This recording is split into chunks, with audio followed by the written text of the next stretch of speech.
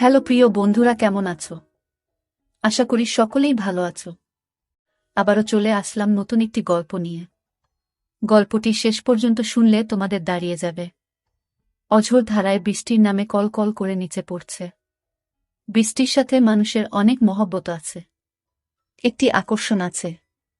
গম্ভীর হয়ে যায় মন, প্রেমিক প্রেমিকার মন চুয়ে যায় অজানা এক আকর্ষণীয় লোভাতুর চাওয়ায়। আমি 23 বছর বয়সের যুবক। আমার আজ মনটা কেমন করছে। বারান্দায় বসে বসে নিতর দেহে বৃষ্টির খেলা দেখছি। মন জুড়ে চিনচিন করছে। বড়ই একা লাগছে। কিছু একটা আমার নেই। আমার কিছু একটা চাই। ভাইয়া, কি করছিস? আমি হম্বিতম্বি করে চেয়ে দেখি আকাশি নীল টি শার্ট পরে আমার গা ঘেঁষে দাঁড়িয়ে আছে আমার ছোট বোন কান্তা। আমি মুখ তুলে বলি, বসে আছি, বৃষ্টি দেখছি। তা আমি দেখছি ভাইয়া, কিন্তু তোমাকে খুব বিষণ্ণতা, একাকিত্বের ভেতর ডুবে থাকা মনে হচ্ছে। তোমাকে আমি অনেকবার বলেছি, জলি আপার আহ্বানে সাড়া দাও। জলি আপা তোমার জন্য পাগল। দুইজনে বসে বৃষ্টির খেলা দেখতে খুব মজা পাবে। কান্তা আমার 2 বছরের ছোট, ভীষণ চটপটে হাসিখুশি মেয়ে। পাতলা গড়নের লিকলিকে শরীর। যেমন সুন্দরী তেমন লেখাপড়াতেও খুব ভালো। আমি জীবনেও কান্তার সাথে কথায় জয়ী হতে পারি না। কান্তা কথার সাথে কথা মিলিয়ে খুব সাবলীলভাবে কাবু করে দেয়। আমাদের মাঝে খুব মিল। ভাই বোনের সম্পর্ক হলেও তুই তুকারি সম্পর্ক। বাহিরে গেলে কেউ বুঝতেই পারে না যে আমরা ভাই বোন। সবাই মনে করে বন্ধু। কান্তা জলিকে খুব ভালোবাসে, তাই কান্তার আশা আমি জলির সাথে প্রেম করি। জলিও অনেকদিন যাবৎ আমার সাথে সম্পর্ক করতে চেষ্টা করে যাচ্ছে। আমি প্রায় 1 বছর নেশায় আসক্ত ছিলাম। কান্তার কারণেই আমি সেখান থেকে ফেরত এসেছি। কান্তা আমাকে খুব ভালোবাসে। মা আমার নারী আন্দোলন করে, যা আমার পছন্দ নয়। নিজেকে প্রচার আর প্রসার করায় আম্মা খুব ভালোবাসে, তাই নিজের টাকা খরচ করে আন্দোলন করে, কিন্তু নিজের অনেক ভুল নিজেই দেখে না। সন্তানের উপর অধিকার আছে, তবে তাদের দেখার সময় উনার নাই। আমরা ভাই বোন ছোট থেকেই কেয়ার করি না আম্মাকে। আব্বা খুব ব্যস্ত ব্যবসায়ী মানুষ। তিনি আমাদেরকে টাকা দিলেই সব দায়িত্ব শেষ, এমন ধারণা পোষণ করেন। দেশ বিদেশ ঘুরে বেড়ায়। মা বাবার মধ্যে তেমন কেমিস্ট্রি আছে বলেও মনে হয় না। আমরা দুইজন নিজেদের ভুবন সাজিয়ে রেখেছি। আড্ডা মারা, বাহিরে যাওয়া, ঘুরে বেড়ানো সব আমরা একসাথেই করি। কান্তা আমার ঘাড়ে হাত রেখে বলে, ভাইয়া, জলি আপা খুব ভালো মেয়ে। তোমাকে সুখী রাখবে। হ্যাঁ বলে দাও। আমি ফোন করে দেই, দেখবে এই বজ্রপাতে কাক ভেজা শরীর নিয়ে তোমার কাছে হাজির হয়ে যাবে। কাকা ভেজা শরীর দিয়ে আমি কি করব? কি বলো ভাইয়া, মোস্ট রোমান্টিক দৃশ্য হল মেয়েদের ভেজা শরীর। তুই এত কিছু জানিস কি করে? কেন ভাইয়া, আমি কি ফিডার খাই? আমি এখনো বাচ্চা নাকি? তুই কি কারোর জন্য ভিজিস নাকি? ভাইয়া, সিরিয়াল আছে না? তুমি শুরু করলে আমি চেষ্টা করতাম। তোমার জন্যই আমি কিছু করতে পারছি না। তোরে কে বাধা দিচ্ছে? যা খুশি করো। কি বলো? বিয়াদবি হয় না। দুনিয়াতে তুমি আগে আসছো, তাই তোমার আগে কিছু করতে হবে। না রে, আমার এই কমিটমেন্ট খেলা ভালো লাগে না। মা বাবার আচরণ দেখে এই খেলার প্রতি মন নেই। ভাইয়া, সেটা তাদের ব্যাপার। তাই বলে কি আমরা সেটা দেখে এখন নিজেদের কষ্ট দেব? ওদের মাঝে ভালোবাসা ছিল, আর সেটার প্রমাণ তুমি আর আমি। বাবা গরিব ছিল, তাই টাকার অভাব দূর করতেই টাকার প্রতি আগ্রহ বেশি। আম্মা আব্বার জন্য ঠিক নয়। তাই বলে কি আমরা ভুল করব? এত কিছু ভাবিস কি করে? তোর কেউ থাকলে বলো, বিয়ে দিয়ে দেই। ভাইয়া, আমি তোমার চিন্তা করি। তুমি এত হ্যান্ডসাম একজন মানুষ, আর তোমার গার্লফ্রেন্ড নাই। কি করে হয়? তোমার দিকে সব মেয়ে চেয়ে থাকে হা করে, তুমি কি জান? তাই তুই কি এই সব দেখে বেড়াস নাকি? আমি হয়তোবা দেখতে ফানি কার্টুন, তাই সবাই দেখে। না ভাইয়া, তুমি ফানি না, তুমি তাদের কাছে হানি। ওরা তোমায় দেখে দেখে গিলে খায়। যা কি বলছিস? ভাইয়া, তুমি আসলেই খুব হ্যান্ডসাম, কিন্তু সেই ফিগারটাকে কাজে লাগাচ্ছ না। ইচ্ছা করলে অনেক মজা করতে পারো। কি করে? একটু এফোর্ট দাও, দেখবে প্রতিদিন তুমি বেড ডেটিং করতে পারবে। তুই কি করছিস নাকি এসব? আমি কোথায় পাব? কেউ আমাকে পছন্দ করে না। সবসময় তোমার সাথেই থাকি। অপরিচিত সবাই মনে করে তুমি আমার বয়ফ্রেন্ড। ভাই বোন হলেও তো আমরা ফ্রেন্ডের মতোই চলি। ফ্রেন্ডের মতো, কিন্তু বয়ফ্রেন্ড না ভাইয়া। তবে তুমি আমার ভাইয়া না হলে জোর করে হলেও তোমাকে বয়ফ্রেন্ড বানিয়ে নিতাম। যে কোনো মেয়ে তোমার জন্য পাগল হবে ভাইয়া, বলে আমার পেছন থেকে আমার গলা পেঁচিয়ে ধরে। আমি বাধা না দিয়ে বসে থাকি। আর কান্তা আমার বুকে হাত বুলিয়ে দিয়ে বলছে, জলি আপা তোমার এই সুটাম দেহের পাগল ভাইয়া। হাত বাড়িয়ে দাও, এনজয় করো। কান্তার হাত যেন থামছেই না।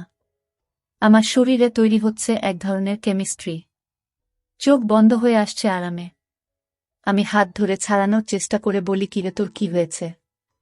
তুই কি জলি হয়ে গেছিস নাকি? যেভাবে হাত দিচ্ছিস যেন তুই নিজেই জলি। কেন ভাইয়া, আমাকে কি জলি আপা মনে হচ্ছে? আমি তো জলি আপারও মতো না। কে বলছে? তুই অনেক সুন্দরী। কে আছে তোর মতো এত সুন্দর? আমি যদি তোমার বোন না হতাম তুমি কি আমার সাথে প্রেম করতে? অবশ্যই করতাম। তোর মতো রূপবতী রাজকন্যা পাওয়া ভাগ্যের ব্যাপারও।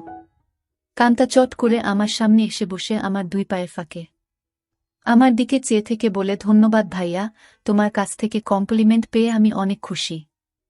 You deserve a kiss from me. বলেই দিয়ে দেয় আমি কিছু বোঝার আগেই। কি করছিস কান্তা? কেন ভাইয়া, ভালো লাগেনি? ভাই বোনে লিপ টু লিপ দেয় নাকি? কুইক হয়। নো প্রবলেম ভাইয়া, বলে আমার মুখের খুব কাছাকাছি মুখ রেখেই কথা বলছে। সত্যি বলতে কি আমার ভালোই লেগেছে। কান্তা যেমন বুঝে গেছে সেটা তাই চট করে বলে উঠে, ইউ এনজয় ইট ভাইয়া। আমার দিকে চেয়ে বলে, সরি ভাইয়া। উঠে দাঁড়িয়ে রুমে চলে যায়। আমি সেখানে বসে থাকি অনেকক্ষণ। কাজের মেয়ে ডাকে সাড়া দিয়ে খাবার খেতে যাই। কান্তা আজ খাবে না, তাই আমি একাই খেয়ে রুমে গিয়ে ঘুমিয়ে যাই। কান্তার সাথে আমার দেখা হয় না আজ 2 দিন। লজ্জায় আমিও দেখা করার ইচ্ছা করিনি, কিন্তু আজ আমাদের নানিকে দেখতে যাওয়ার কথা এবং খালাতো ভাইয়ের বিয়ের ব্যাপারে আমাদের অনুষ্ঠানের পরিকল্পনা নিয়ে সকল আত্মীয়স্বজন নিয়ে মিটিং আছে সন্ধ্যায় খালার বাসায়।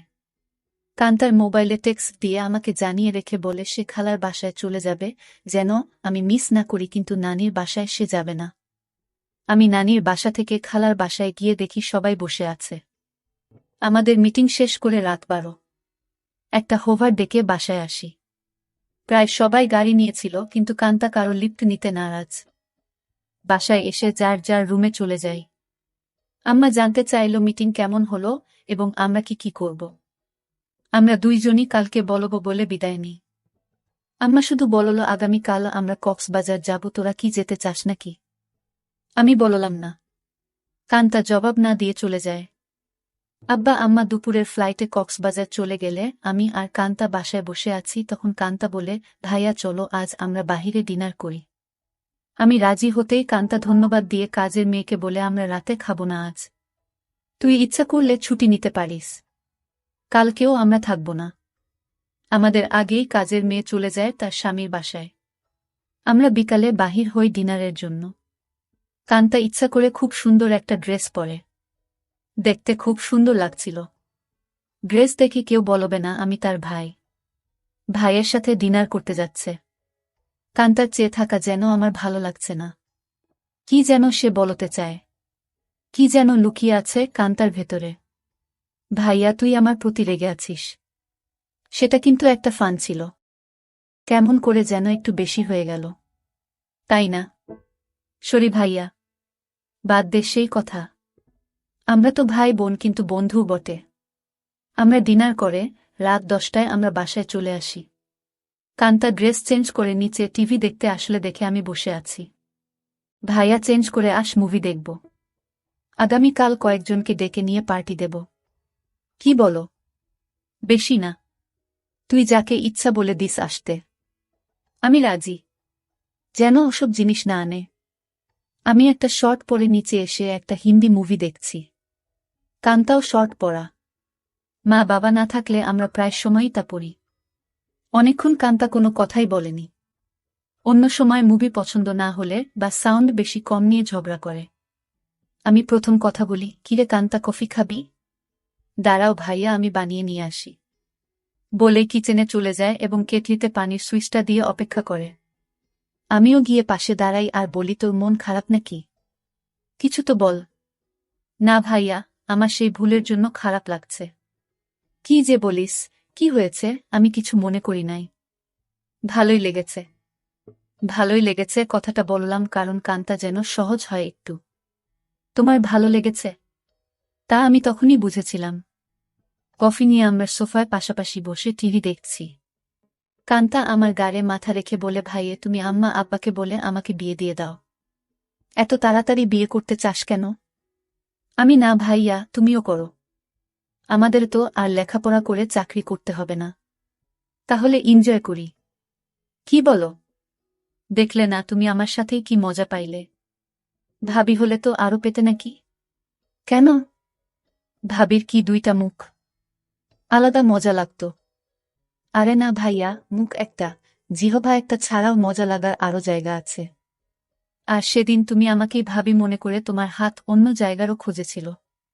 কান্তা আমার কুলে মাথা রেখে বুক চেতিয়ে শুয়ে পড়ে। বলছি জলি আপাকে কালকে ডাক দাও আর ইচ্ছে মতো হাতাও। অনেক বড় বড় আছে জলি আপারগুলো। আমার এত বড় দরকার নাই। ছোটই ভালো। ছোট ভালো বলে আমার গুলির দিকে কুনজরে দেখছ কেন? কি বলছিস? আমি কুনজরে দেখছি তা তুই কি করে বুঝলি? ভাইয়া আমার মাথার নিচের থেকে সংকেত দিচ্ছে। আমি টের পাচ্ছি বলেই হা হা করে হেসে উঠে বসে আর বলে, ভাইয়া আমি এখন জলি আপাকে ফোন দেই। এই ধূপসি মোটা জলি আমার লাগবে না। তোমার কি আমার মতো শুকনা কাঠ পছন্দ? তবে জলি আপা কিন্তু এক্সপার্ট। শুনেছি খুব আনন্দ দেয়। আমাকে অনেক কিছু শিখিয়েছে বলে আমার চোখে চোখ রেখে কেমন একটা ইশারা দেয়। আর বলে, তুমি কিন্তু আমার বুকে হাত দিয়েছিলে ভাইয়া সেদিন। কি করছিস কান্তা? তোর কি লজ্জা নাই? কান্তা আজব সব কাজ করতে লাগল। আমি বললাম, কান্তা তুই কিন্তু অনেক দূর চলে যাচ্ছিস। ভাইয়া আমি অনেক দূর যাচ্ছি না। ভাইয়া এই মুহূর্তে আমার ভালো লাগছে তোমার জিনিসটা ধরে রাখতে। আর সেটাই সত্য। প্লিজ বাধা দিও না। কান্তা তুই আমার ছোট বোন। খুব আদরের। আমি চাই না সামান্য একটু ভুলের জন্য আমাদের জীবন নষ্ট হোক। ভুলের মাঝে আমরা বেঁচে থাকি। ভাইয়া আমাদের সম্পর্কে ফাটল ধরবে না। কান্তা এইসব তুই শিখলে কোথায়? ভাইয়া বয়স হয়েছে, মুভি দেখি আর আমার কাছে রাবারের একটা আছে। সেটা দিয়ে প্রতিরাত প্র্যাকটিস করি। সব শিক্ষার বড় শিক্ষা হলো সেটা। সব মেয়েদেরই বিয়ের আগে এই শিক্ষা অর্জন করা উচিত। অনেকক্ষণ আমাদের মাঝে কোনো কথা নেই, শুধু একে অপরের শ্বাসরুদ্ধকর মুহূর্তকে এনজয় করি। এত সুখ এত আয়েশ জীবনে পাই নাই। কান্তা আমার কানের কাছে বলে, ধন্যবাদ ভাইয়া। তুমি তো বাজিমাত করে দিয়েছ। আমার খালতো ভাই সোহানের বিয়ে আগামীকাল। আমরা খালাতো মামাতো ভাই বোন 15 জন। আর সোহান সবার বড়। ভাই 10 জন আর বোন 5 জন। এই প্রথম একজন ভাইয়ের বিয়ে। গত বছর সোহানের বোন লিজার বিয়ে হয়েছে। অনেক আনন্দ ফুর্তি করেছি আমরা। কান্তা আর লিজা আমাদের সকল ম্যানেজমেন্টের দায়িত্ব নিয়েছে। খুব ব্যস্ত। আজও সকাল সকাল চলে গেছে। সোহান ভাইয়াদের ছাদে ডিজে পার্টির আয়োজন হবে আজ রাতে। আব্বুর ক্লায়েন্ট ঢাকায় কানাডা থেকে আসছে। তাই সকাল সকাল হোটেল থেকে তাদের নিয়ে ব্রেকফাস্ট করে ফ্যাক্টরি পরিদর্শন করতে হবে। আম্মু অনেক রাগ করেছে কারণ আম্মু চায় বিয়ের বাড়িতে যেন থাকে। বিয়ের দিন সারাদিন ছুটি আছে বলে আব্বু চলে যায়। আমি 11টায় ঘুম থেকে উঠে দেখি সেজেগুজে বসে আছে, খালার বাসায় যাবে এবং সেখান থেকে মেয়ের বাড়িতে কিছু জিনিস নিয়ে যেতে হবে। আমাকে দেখেই বলে, কিরে আজ অন্তত একটু তাড়াতাড়ি উঠলে কি হয়? কাজের মেয়েকে না বলে আজ নিজেই নাস্তা দেয় আমাকে। আর ফোনে বড় খালার সাথে স্পিকারে দিয়ে কথা বলছে। ড্রাইভার আমাদের বাসার সামনে বসে আছে যেন তাড়াতাড়ি যায়। কি ব্যাপারও আম্মু আজ নিজে এত আদর করে নাস্তা দিচ্ছ ব্যস্ততার মাঝেও? ফোনে থেকেই আম্মু বলে, তুইও তো আম্মুকে আদর করে অনেক কিছু খাইছিস তাই। একটু চামচামি করছি যেন আসল জিনিসটা পাই। বড় খালা বলে, কার সাথে কথা বলছিস ছাবিনা? ছাবিনা আমার মায়ের নাম। আপি অঙ্কিত। এখন ঘুম ভাঙল। সবাই ভাবছে অঙ্কিত রাগ করেছে। ওকে সাথে করে নিয়ে আয়। ফোনটা অঙ্কিতকে দে। আপি শুনছে, কথা বলো। এই অঙ্কিত, গতকাল আসলি না কেন? সবাই ভাবছে তুই রাগ করেছিস। কারো ফোন ধরিস নাই কাল বিকালে। রাগ করিব কেন? গতকাল আম্মুর একটা বিশেষ অ্যাসাইনমেন্ট নিয়ে ব্যস্ত ছিলাম, সেটা করে দিয়েছি। তাই আম্মু আজ খুব খুশি। 2টার আগেই চলে যাব খালা। আমার নাস্তা শেষ হতেই আম্মু এসে বলে, এই অঙ্কিত, আমরা আবার কখন করব সেটা ভেবেছিস? এত ব্যস্ত হচ্ছ কেন? এই 3 দিন আমরা খুব ব্যস্ত থাকব। ওমা 3 দিন? ড্রাইভার বাহিরে বসে আছে।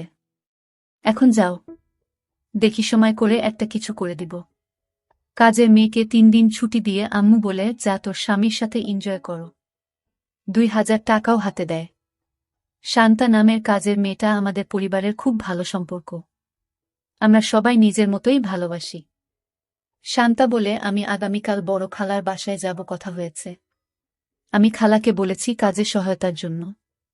তাহলে তো খুব ভালো। আমাকে না জানিয়ে তোরা সব ঠিক করে ফেলেছিস।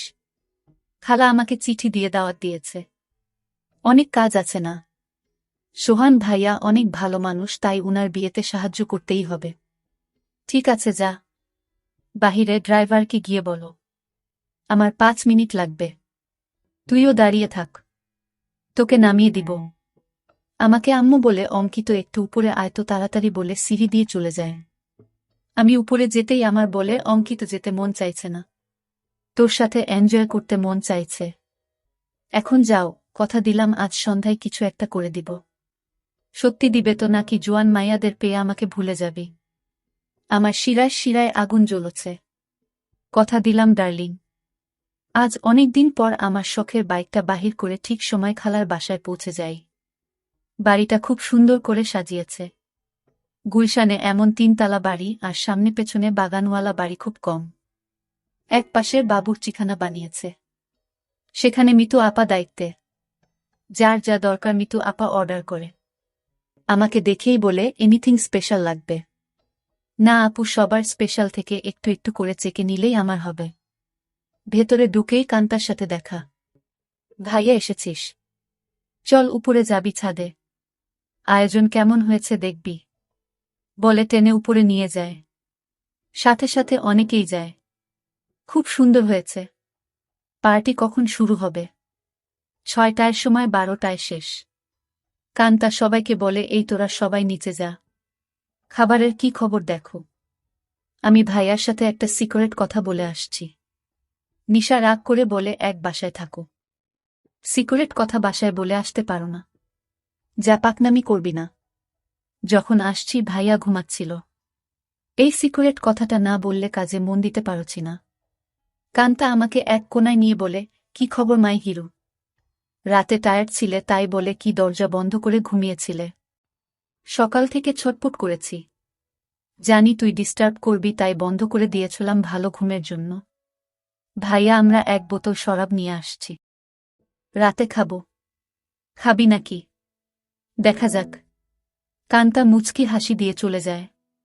জমে উঠেছে আমাদের ডিজে পার্টি। সোহানের চোখে মুখে আনন্দ।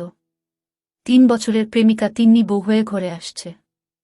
মা বাবা ভাই বোন বন্ধুবান্ধব মিলিয়ে প্রায় 15 জন মানুষ ছাদে খাচ্ছে, গল্প করছে, মিউজিক শুনছে, ড্যান্স করছে।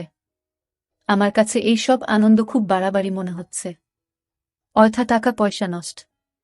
দেশে অনেক গরিব আছে, সেই দিকে খেয়াল রাখা উচিত আমাদের। আমি কথা প্রসঙ্গে সোহান ভাইয়ার সাথে শেয়ার করি।